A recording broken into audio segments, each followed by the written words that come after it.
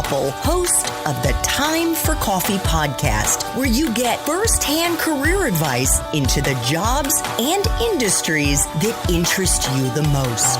And before we start today's show, I have a quick favor to ask you. If you haven't already, I'd be incredibly grateful if you'd give us a rating and a review on iTunes. And if you're like me, you need to do it now because you'll forget later and because it's the best way to help others who may be in search of career advice to find this free resource. So press pause if you haven't done it and do it right now.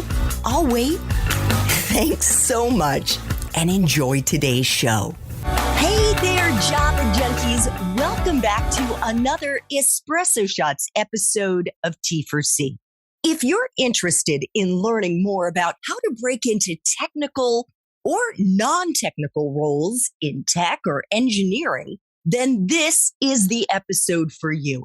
Because my next guest is an engineer and an innovative technology leader by day and a career transition specialist by night. But before I introduce you to Adam Broda, a senior manager in the tech industry and founder of Broda Coaching, I want to make sure you've signed up for the Java Junkies Journal. That's Time for Coffee's newsletter that breaks down career advice and insights from the professionals who are actually in the industries that most interest you. Just head over to the Time for Coffee website at time4coffee.org, and the sign-up box is right there. Now, my espresso-loving engineers, please grab your mug and take a chug of your favorite caffeinated brew, because it's time for another caffeinated career conversation. And my guest is Adam Broda, a senior manager of product management in the tech industry at a big company we aren't naming here because Adam doesn't want his work there to be seen as conflicting with his side hustle coaching business. Prior to working at this unnamed company as a senior manager of product management, Adam worked as a senior manager of wellness technology at Amazon, where he helped to build the wellness technology organization there from the ground up. And prior to Amazon, Adam worked at another giant company based in the Pacific Northwest, only this one is in the aerospace industry called Boeing. Adam started off at Boeing right out of school, right out of undergrad as a tooling engineer. And over almost 8 years, he was promoted up the ranks to become a senior production engineering manager for Boeing's additive manufacturing. And I have absolutely no idea what that means. We're going to be digging into some of this in our main T4C interview. So check out show notes to see if Adam's main Time for Coffee episode has already dropped. Adam, welcome to Time for Coffee. Are you caffeinated and ready to go? I'm so caffeinated and excited to be here. Thanks for having me. Awesome. Well, you are not in Starbucks land this morning. You just shared with me that you're actually here on the East Coast, which is also Starbucks land, but I'm talking about Starbucks headquarters. So you're usually out in Washington State, but you're here on the East Coast to be with your in-laws, I guess. That's right. Yeah, we got some exciting changes going on in the Broda family over the next couple months and taking some time to eventually line up a move. So we just had our second baby and we'll be relocating here in the next 12 months, trying to figure out the details of that. But that's part of the reason why we're on the East Coast for a bit, is getting some of that ironed out. Nice. Exciting times. Nice. So maybe we could actually meet up for a real coffee one day. I hope so. Yeah. That would be awesome. And I'm sure I'm good with babies. So you can bring the baby with you, and they sleep under the table anyway in their car seat. They travel well at this age. Okay. So we are going to focus these espresso shots, Adam, on breaking into entry-level roles, either in engineering or non-technical positions in the tech industry or beyond. What does that encompass? I think the most important thing to discuss when we talk about transitioning is the start and then the path. I talk about this a lot, but you really need to define what good looks like.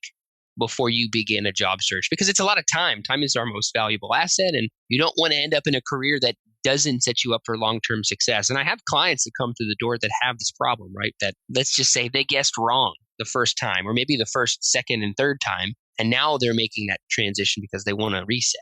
The closer you can get to what good looks like, the better. So frame that conversation. The way I do that is there's 4 pillars, right? Try to find a job that allows you to work on something you're passionate about, a job that allows you to work on skills that you are good at, right? Find a role that allows you to do things that you can excel at. It's going to make the next job easier. Find an environment that fits for the work-life balance you want, whether that's fully remote or hybrid, or you're in an office or a research lab. Figure that out. And then the last one is compensation, right? You could have all 3 of those other pillars and not be compensated fairly, and you've got a problem. So that's really what I would say is start out with. And then the next component is defining that path. And I think that's what we're going to talk about through the rest of this interview.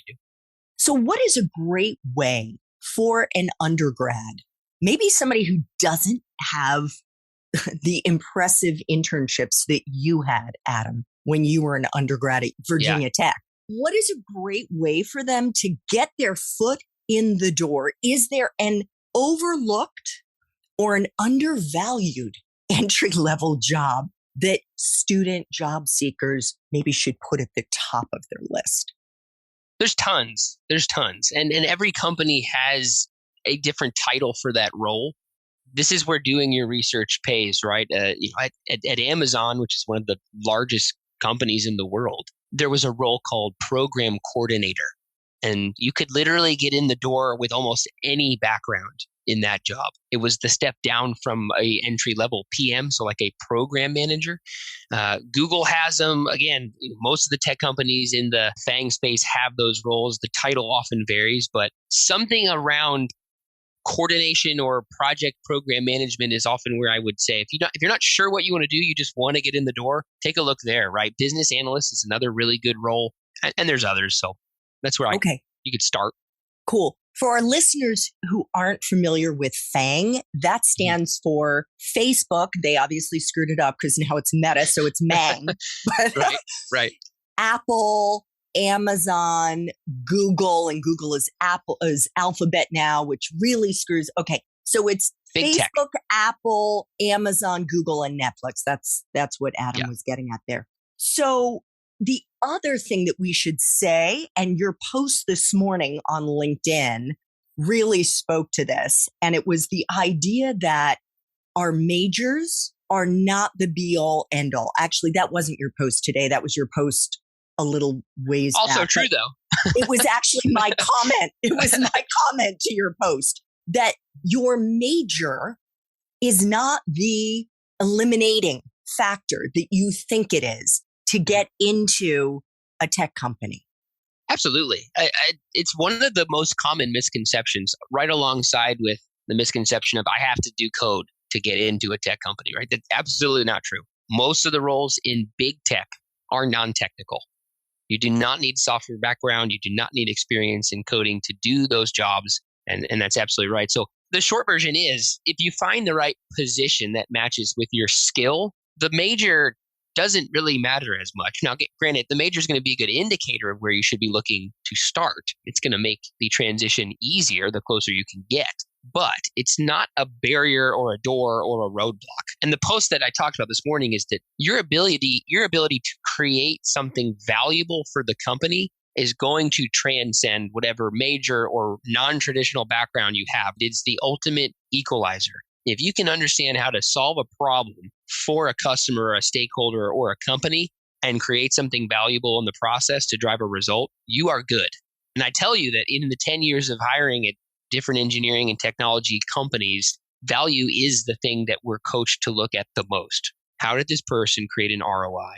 What did that look like? How did they think about it? How did they measure the results?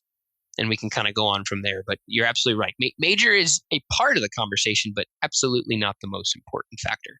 Adam, you mentioned skills. What are useful hard and soft skills that you look for in the entry-level folks that you've hired over the years? And that's a loaded question that we could unpack for a long time, right? If I'm hiring tooling design engineers, it's a slightly different conversation than somebody like a product or program manager. But to kind of keep it general, I would tell you that I want somebody that can think like a business owner, regardless of the specific skill. What I'm looking for, kind of like what I said already, is how did this person think about improving a process, or coming up with a unique or novel idea, making other people better. Those are three things that at the entry level, I would say you can relate that to a hard skill, but I'm actively looking at that in your resume, right? How did this person do those things? In terms of soft skills, probably the one that sticks out the most from a resume perspective is, can you communicate clearly and concisely? I can't necessarily, there's only so much I can get off of a page or two of a piece of paper without talking to you, interacting with you, but I can absolutely see your ability to write clearly and concisely. If you've got 3 pages, cool, but it absolutely better be action-packed. If you've got student project information and club experience and it pushes you beyond a couple pages, that there's probably a problem. So that's an easy one for me off the bat. So we've already touched on majors, and it sounds a little bit like when we were saying your major doesn't matter, that was more for the non-technical roles. For a technical, sometimes. Okay. So for an entry-level engineering role, are you going to eliminate folks who don't have an engineering degree? No, I wouldn't say that eliminates them.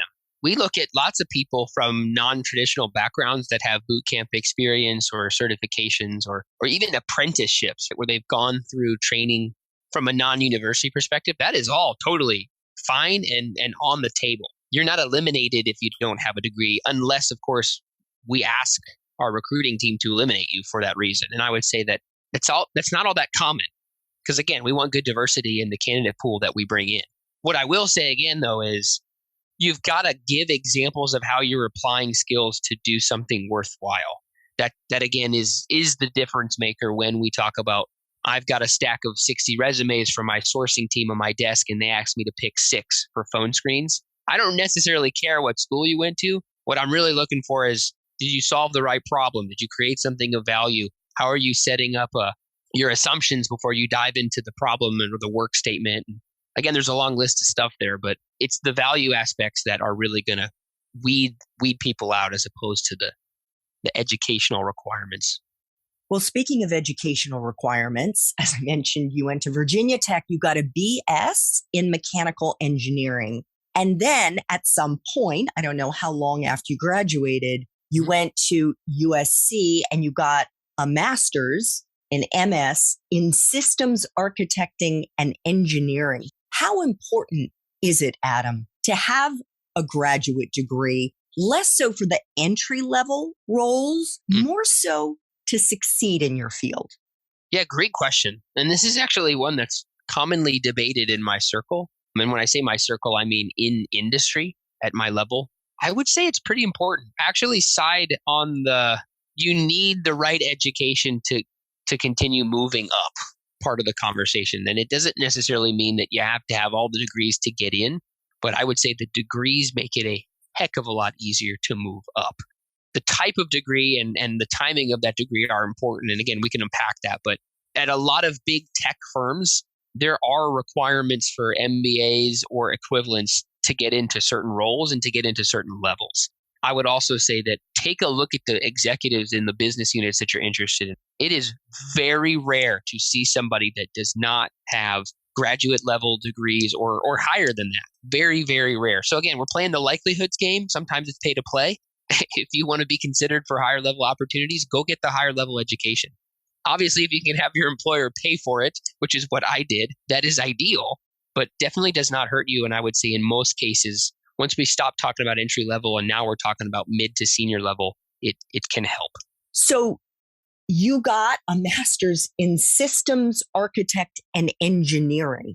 Are you using what you learned in that master's now at this tech company? Because I'm guessing you got that master's while you were at Boeing.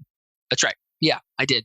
Man, that's another loaded question. I would say that the ME degree I got for my first job.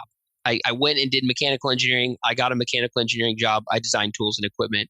And from there, I started to explore different career paths, decided on systems architecture and engineering because it would allow me to work on big, complicated systems. My goal at the time was to become a chief engineer and again, like manage airplane size projects or production system size projects. And ironically, that is actually what I did. The last couple of years that I was at Boeing, I was managing big production systems for different commercial projects. And the additive manufacturing stuff was actually a production system in and of itself where we were turning metal powder into 3D printed parts. So I did that.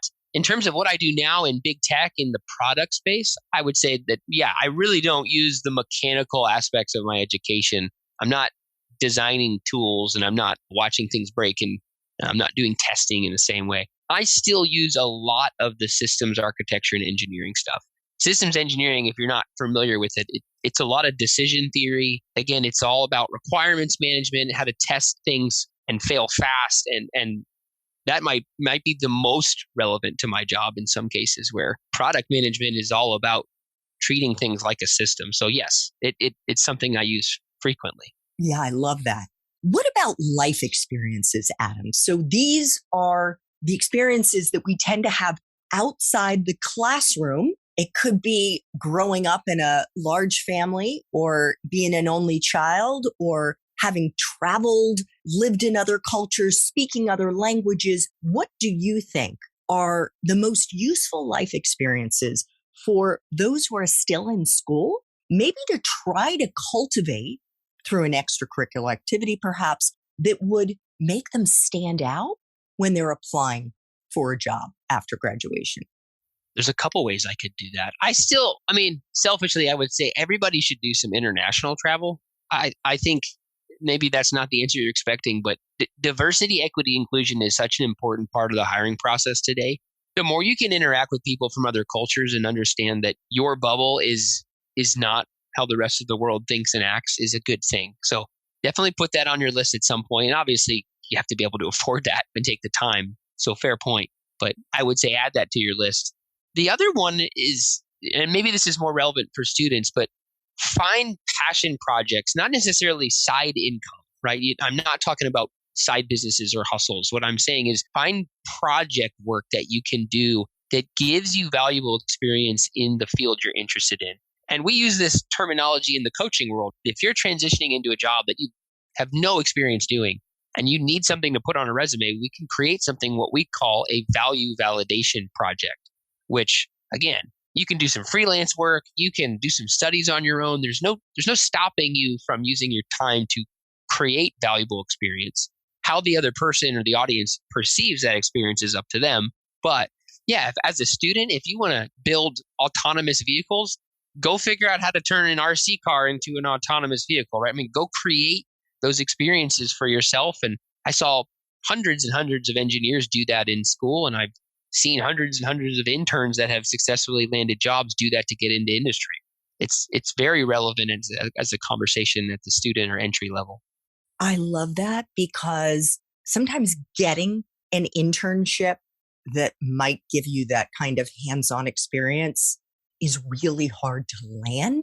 Yes. But there is nothing stopping you from making it happen yourself. And maybe you're doing it with another classmate or two. You bring together a little team and you just build it. You do, especially if you're in a engineering program, I'm sure there are opportunities for you to get into labs and things like that and get supplies to try it out.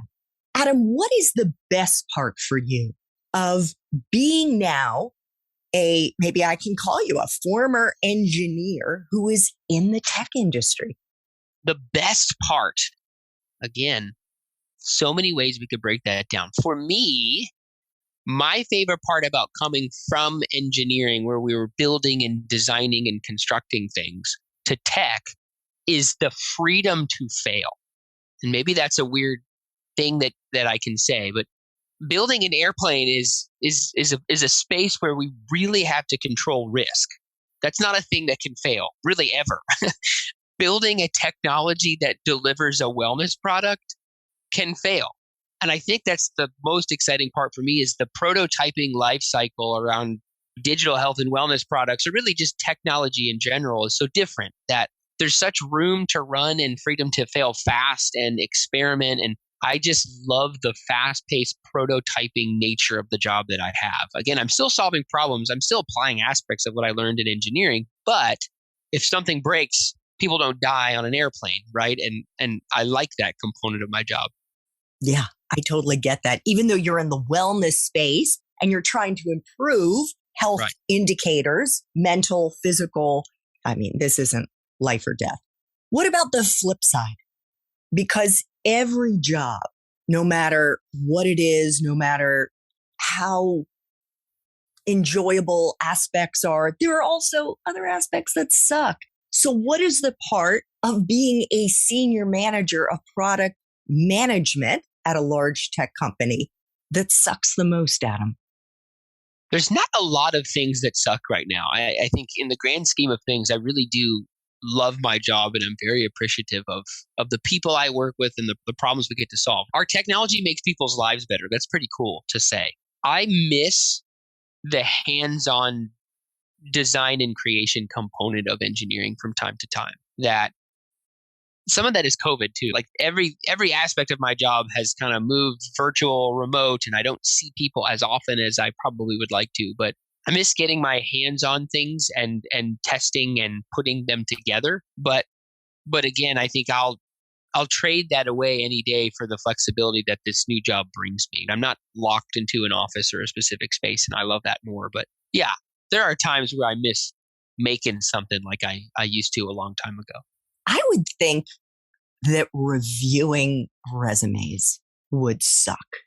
I mean, I know a big part of your job is reviewing resumes that recruiters have brought you. I just listened to an interview that you did, a live interview on LinkedIn. And one of the things you said is like, you're looking at maybe recruiters giving you 60 resumes that they've narrowed down. Okay. And you're picking a handful. That's got to be a grind. It is sometimes. I think you just kind of get used to it, though.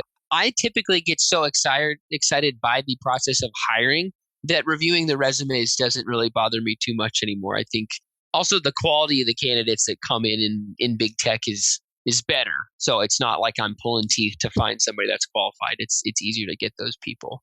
But yeah, There's definitely downsides to the hiring process for sure. Not something I'd put in the it sucks list, though. All right, fair enough. 3 final espresso shots, Adam. Yeah. What is the best career advice you've ever gotten? The best career advice I've ever gotten. The advice that I've tactically actioned in the best way was create a career log. I got that from my mentor in my first year at Boeing, and he said, write everything that you deliver from a results perspective down.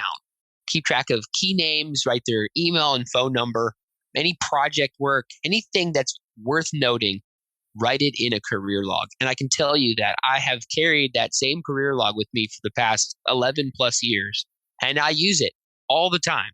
If I need to write a resume, if I need to write a LinkedIn message, if I need to build content or material, I pull out of that career log. It is something that is extremely valuable to me. So I love that. I love that. And so I would also think when annual reviews come up, you've got at your fingertips your impact. That's right. It's not hard to recall the data that I've either created or delivered because I've written it all down. So exactly. Even Fantastic. Company to company, right? I can go back and say, okay, well, that's what I did at Boeing, right? I can do this again. Amazing. So what movies, if any, or Netflix, Amazon, Hulu shows or books, Adam, do you think accurately depict your profession? My profession in terms of the coaching or the product stuff? Which the day job. The day job. Okay. So the product side, I'm going to go with The Mandalorian. That's a pretty good description of how product management works. You're kind of like this space cowboy combination, and you have to defend your, let's say, Baby Yoda, which is your product idea, from all these other people that want to take it out or steal it. So yeah, maybe Mandalorian is a good analogy. to what I do day to day. I'd like to think that at least. I'll feel better about myself. Okay. All right. We'll drop that link in show notes. Final espresso shot. What would Java Junkies be surprised to learn about your profession, Adam? I think there's a lot of things that would surprise people. Probably the amount of time that I spend writing and or reading research papers is something that would surprise most people. Product is a cool space. You do a lot of brainstorming. You work with brilliant people from all over the world in different skills. And again, I love that. But a lot of it at my level comes to me in the form of a research paper. And I'm, again, critiquing someone's writing, critiquing someone's idea, critiquing the data that justifies why I should fund what they want me to do.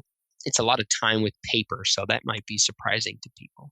Totally surprising. I would never have guessed that. And also the fact that you would be critiquing their writing. That I find really interesting. So Adam, as you've heard, has a day job. His night job is Broda coaching. Where can people find you, Adam? You can find me on LinkedIn. That's the best way. I just search Adam Broda, and I probably one of the first that will pop up. I also have a website where all of our coaching information is and a detail on our services, and that's brodacoaching.com. Either of those places is a pretty good chance you'll get me. Awesome. Adam, I want to thank you so much for making time for coffee today with me and the T4C community. This was terrific. Absolutely. It was a pleasure being on, and let me know if you ever need anything else. Thanks so much for listening to this latest episode of T4C.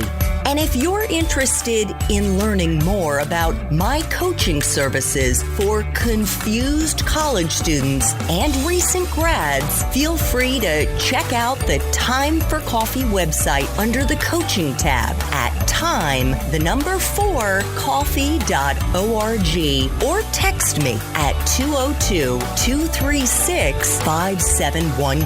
That's 202-236-5712.